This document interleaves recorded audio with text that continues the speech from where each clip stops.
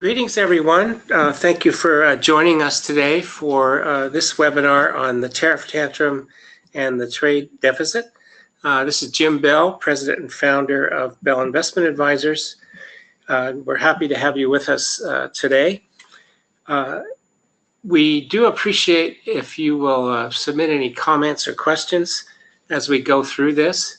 You can do that in the chat box that's available on your screen. If we aren't able to answer your questions live today, so to speak, we will get back to you for sure to make sure we address your concerns. So and if you're having any technical difficulty, call our office at 800-700-0089. That's the number in the bottom left-hand corner of your screen there. So my main motivation for putting this presentation together was that I can't remember when there's been so much media and conversation about international trade and trade deficits and tariffs. And in my view, there's a lot of misinformation out there. So I wanted to try and ground some of the real things that are in existence behind all the conversation. So let's get started. These are the things I'm going to cover today. Trade between nations, manufacturing and services, free trade, trade deficits, protectionism, the World Trade Organization, tariffs, and technology and job losses. So, very basic beginning here. The trade domain is made up of two basic categories. There's international trade in manufactured goods, and there's also trade in services. Obviously, manufactured goods are things you can touch, see, lift. They have weight, and services are more abstract, or certainly not as physical in nature. I want to start here with a quote from the White House Economic Report, which was signed by President Trump just this past February of 2018. And the comment here is that the U.S. economy has shifted away from manufacturing and towards services in recent decades. Focusing only on the trade in goods alone ignores the U.S. advantage in services. And the reason I included this is that the conversation coming from the White House is entirely focused on the trade in goods. And that's a real missing link or a misstep in my view, especially since our competitive advantage in the United States is in the service sector. On this next slide, just want to show that since 1989, the manufacturing sector has lost 5.5 million jobs. That's 15.5% of the total workforce. Whereas in contrast, the service sector has grown by 44.3 million jobs, and that represents 53.4% of the workforce just in terms of job growth since 1989.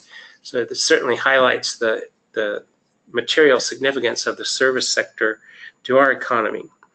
And in fact, most developed countries are primarily service economies.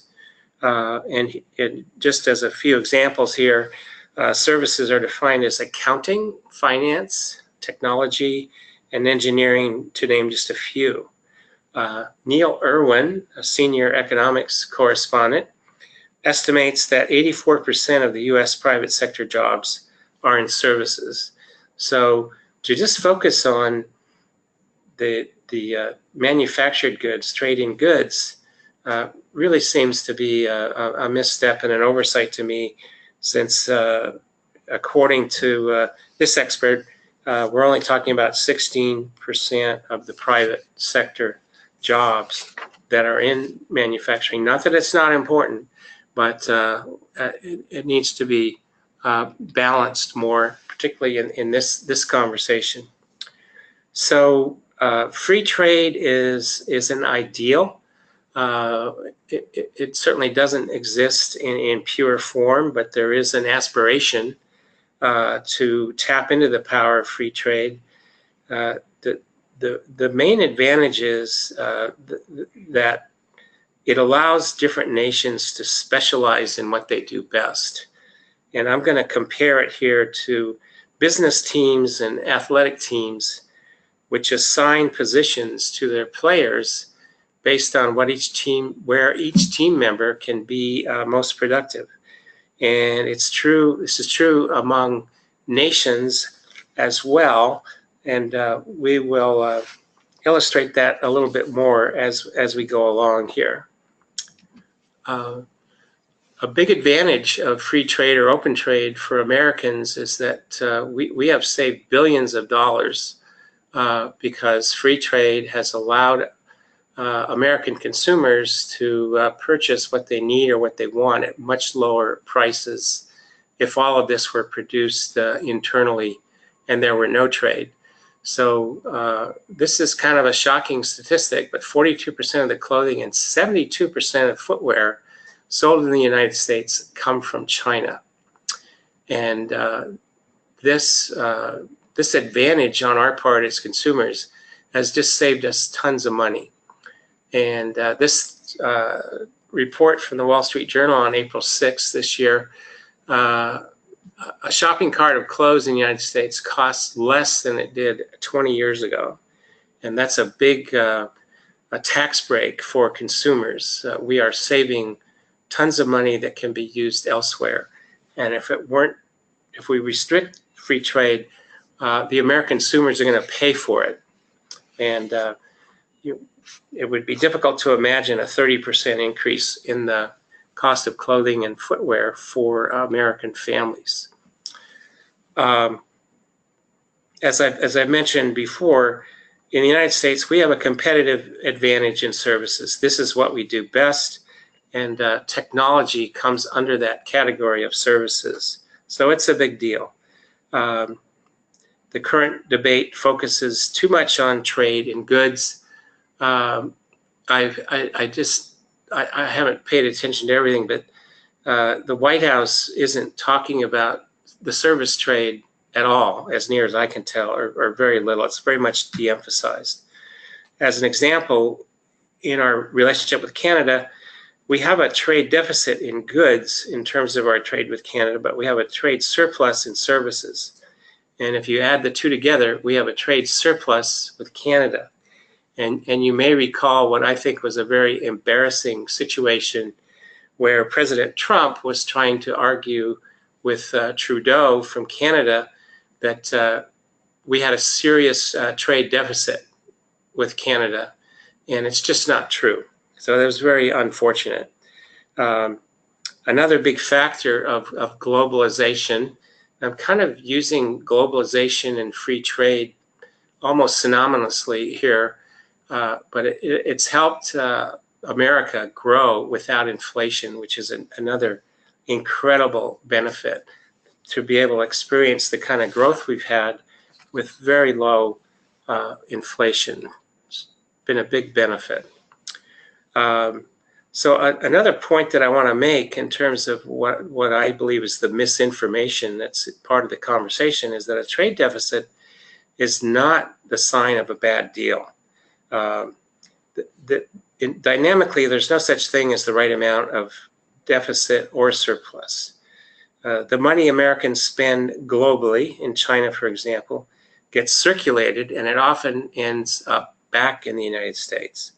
A good example of this is that although we do have a trade deficit with China, China uses that money to buy our U.S. debt, our U.S. treasuries.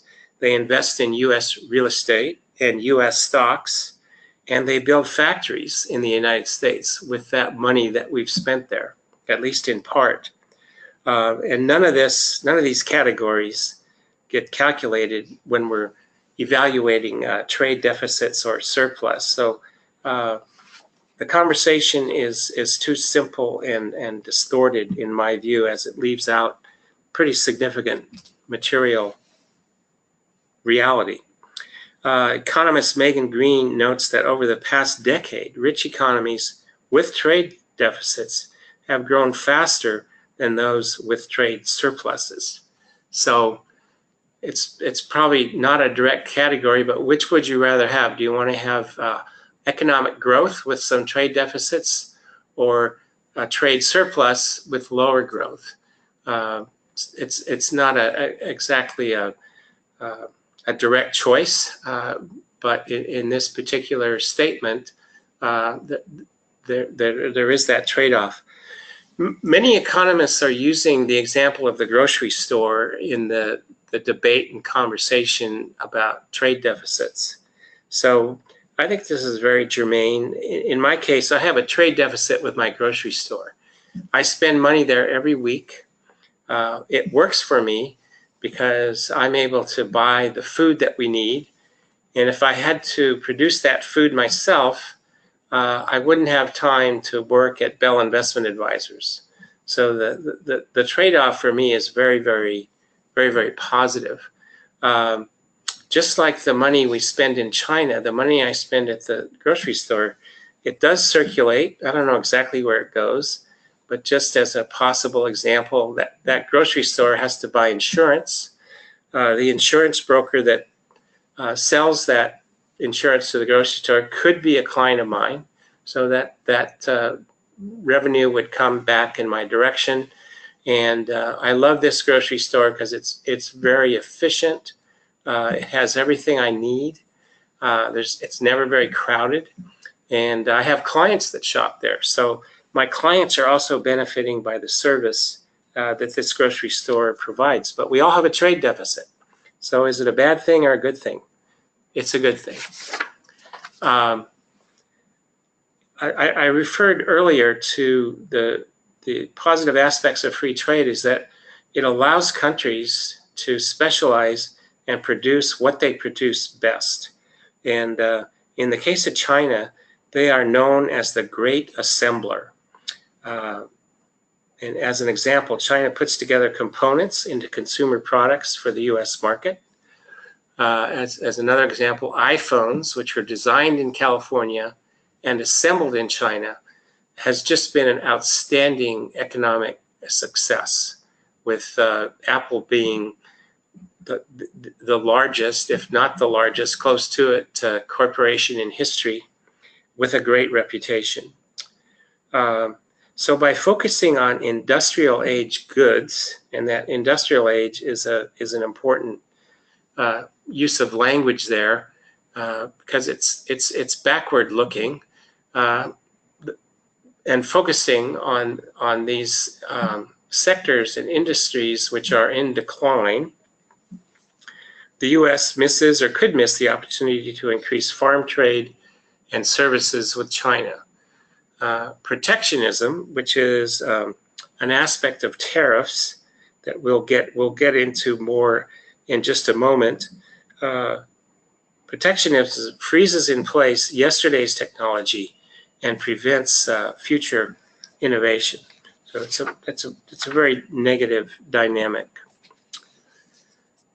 The World Trade Organization is something that the United States was instrumental in creating, and its purpose was to facilitate free global trade and help prevent trade wars. This was an organization that could settle disputes amongst participating countries. Unfortunately, in the White House in Washington, there's a unfortunate contempt for the World Trade Organization, and certainly the Trans-Pacific Partnership, which this current administration decided to scuttle and not pursue that participation. What concerns me is there's an anti-institutional bias that's at large in our government, and it's very counterproductive. And this sort of criticism or discounting of the role and value of the World Trade Organization it really threatens not just U.S. growth, but globalized economic growth.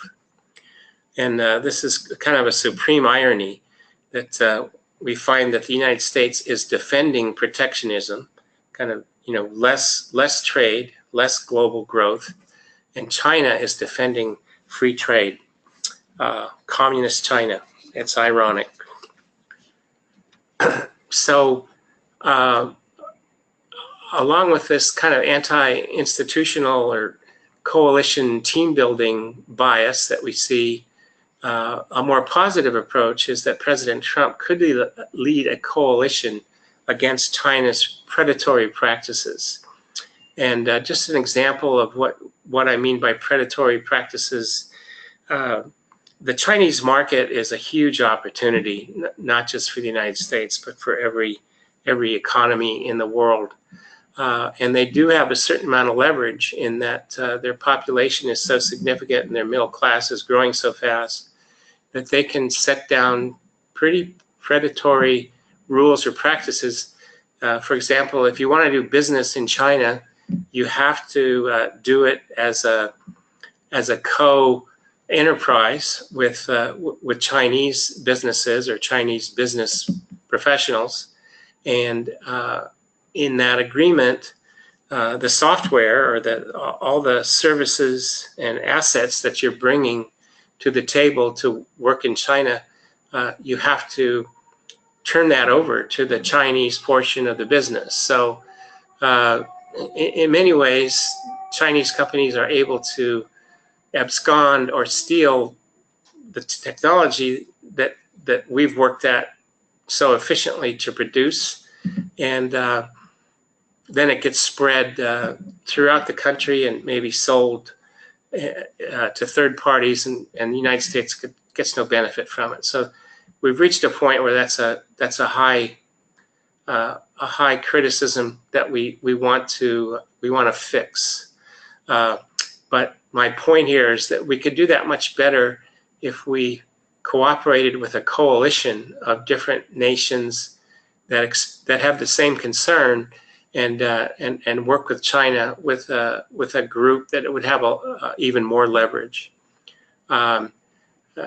President Trump has this attitude that he alone can fix it, so that turns away from teamwork and coalitions, and I think that's to our detriment. We find ourselves at a point in history where the administration is working to restrict trade and also immigration at a time when we have a severe labor shortage. Front page of the Wall Street Journal yesterday, that would be April 17th, had an article about there's 6.1 million jobs open, and companies are so desperate that they're turning to teenagers to fill those positions, even though they can only work full-time, and their work has to fit in with their school and homework schedule. Lots of talk about trade deficits, but in actuality, most economists agree that the U.S. budget deficit is a much more serious problem.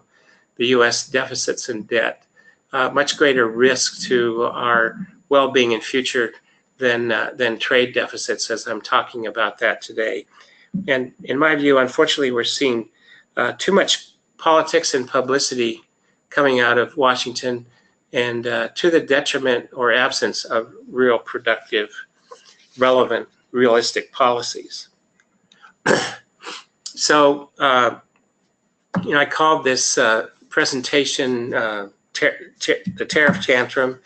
The tantrum part has become part of the national conversation at this point. The reason being that when President Trump announced the aluminum and steel tariffs, as the Wall Street Journal said, he didn't so much announce it as blurt it out, and caught everybody by surprise, particularly his chief economic advisor at the time, Gary Cohn, who left the administration over this.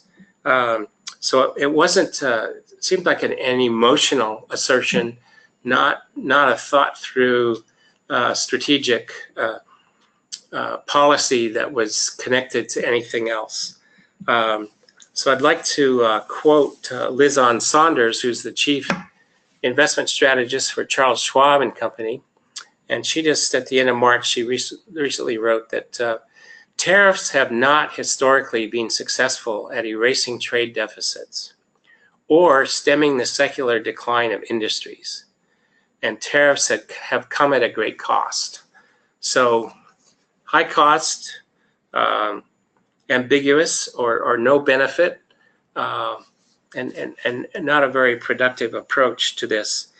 So in terms of what are tariffs? Tariffs are taxes on goods and services that are being imported to the United States. So it makes them more expensive, makes them less attractive. Generally, tariffs are anti-growth. They lose more jobs than they create. For example, if the steel and aluminum tariffs had gone through as initially characterized, it may have created about 200,000 jobs to the loss or detriment of about 6 million jobs. As there's many more jobs that use steel in their production than there are jobs that produce steel.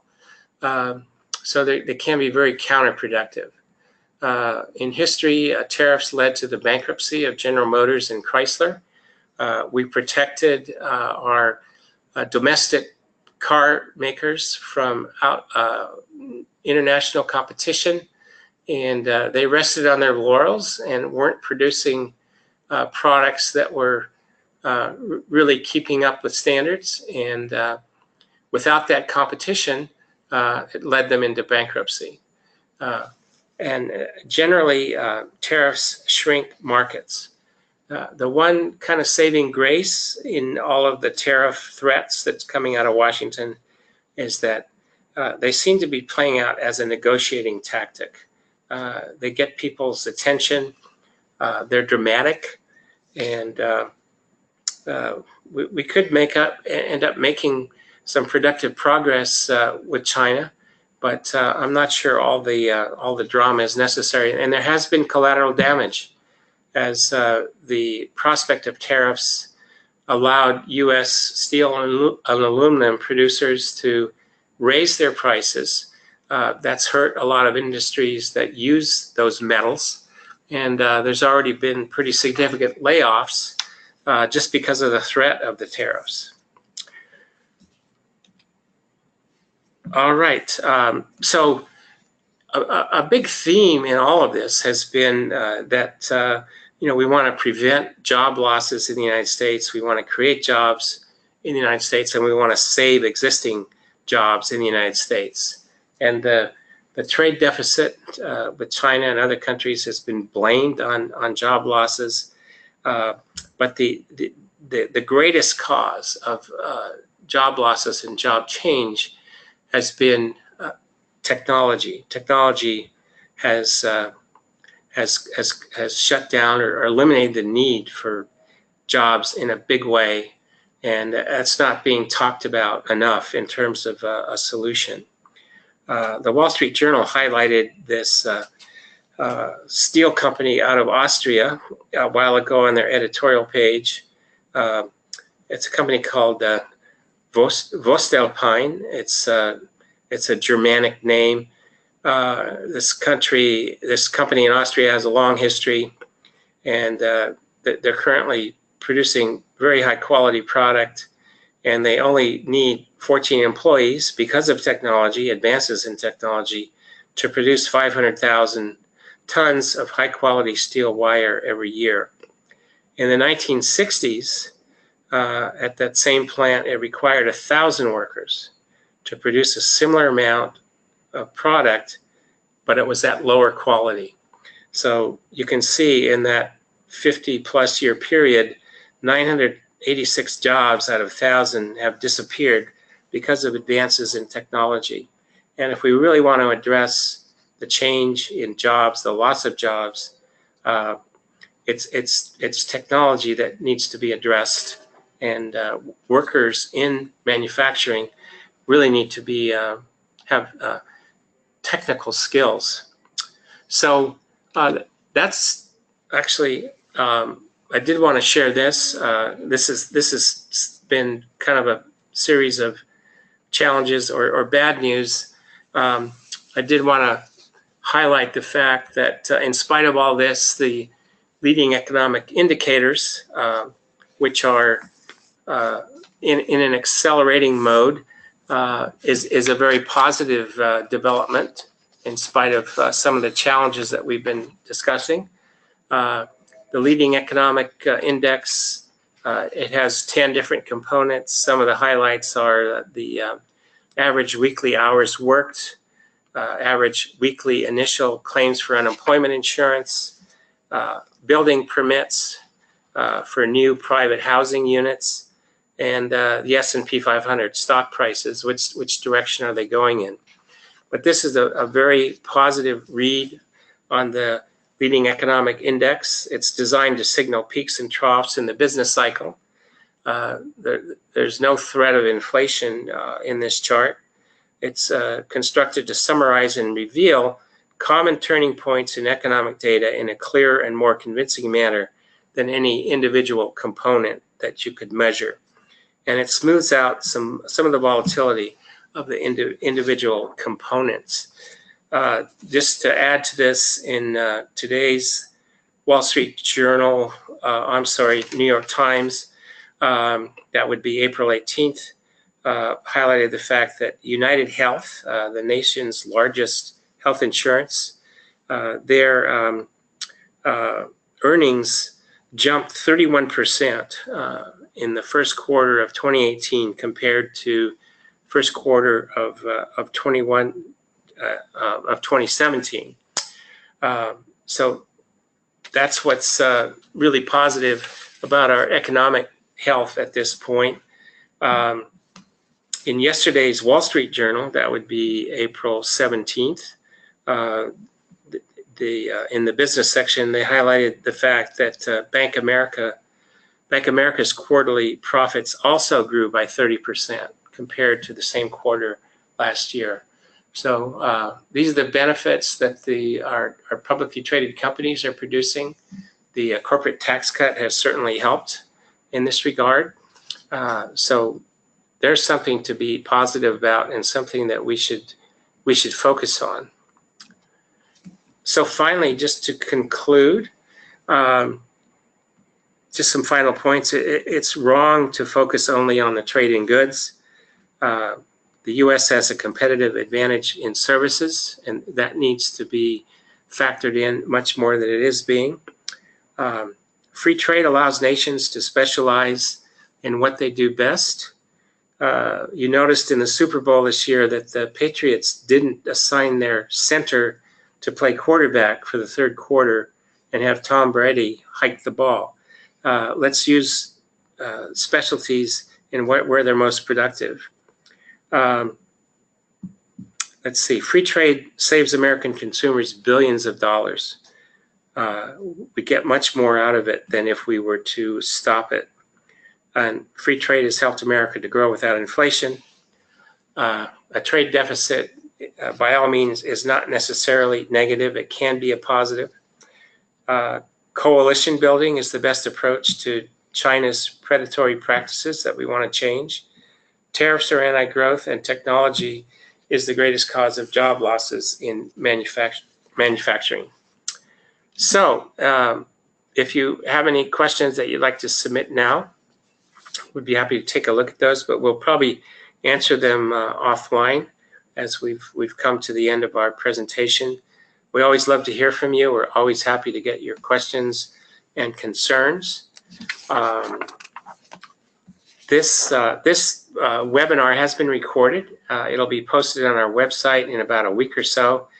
If you'd like to just get a copy of the slides that I ran through, we can send those to you immediately, actually. So you can see we have lots of useful webinars in our library on our website. And our next webinar will be on June 27th. And that'll be our quarterly investment committee update with current themes that are relevant in the marketplace. lots of ways to stay in touch with us. We hope you'll take a look at Bonnie Bell's career and life coaching blog. And our team here also writes a finance blog. So again, thank you for joining us. Thank you for your interest. We hope you'll join us again in June, and we'll be sending out registration and invitations for that event. Be good. Have a good day.